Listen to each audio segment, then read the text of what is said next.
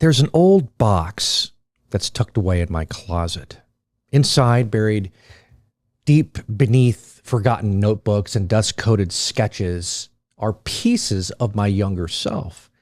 Drawings from a time when I thought I'd be an artist, unfinished stories from when I believed that I had nothing to say, old videos where I tried way too hard to be something that I wasn't. And at that time, I really didn't see it. But looking back now, I see exactly who I was in every stroke, in every sentence, every frame. It's really funny how creativity does that. You think you're just making something, but really, you're revealing something. Whether you mean it or not, everything you create is an imprint of who you are. And the deeper you look, the more you start to understand yourself, not just as an artist, though, as a person.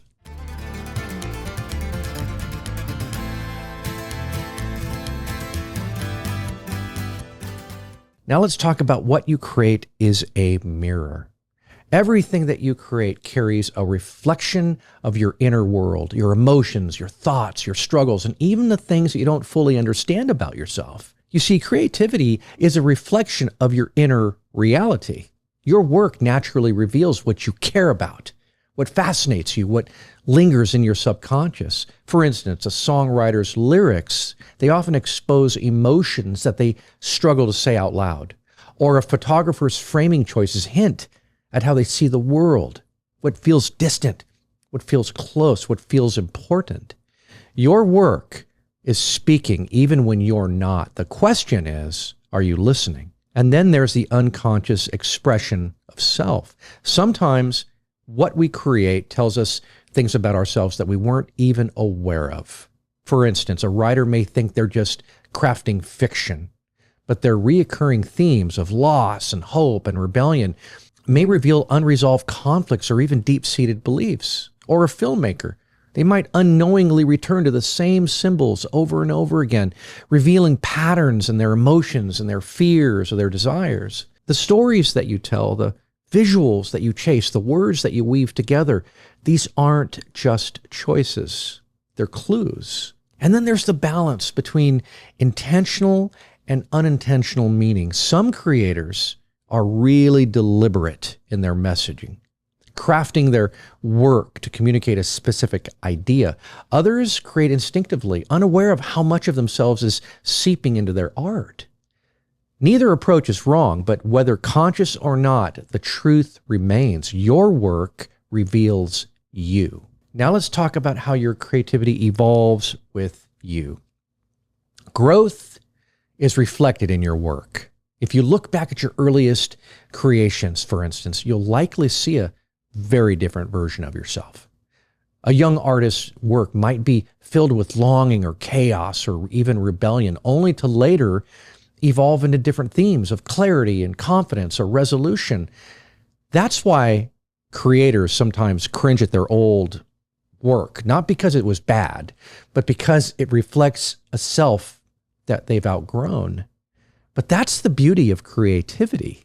It's a map. It's a map of your evolution, marking where you've been and hinting at where you're going. The medium is the message. Even the way you choose to create says something about you.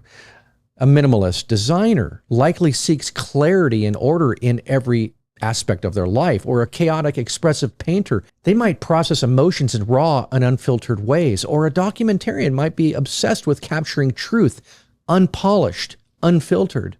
Your art form, your aesthetic, your style, it all speaks. You just have to learn to listen. So why does this matter? Understanding that creativity is self-revealing isn't just interesting, it's powerful. It allows you to be more intentional with your work, shaping the message that you want to leave behind. It fosters self-awareness, helping you recognize patterns and struggles and transformations within yourself.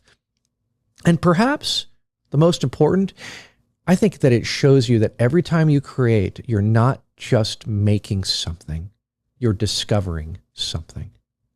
Your creativity is a conversation with yourself. So ask yourself, what is it saying? So here's my challenge to you. Go back.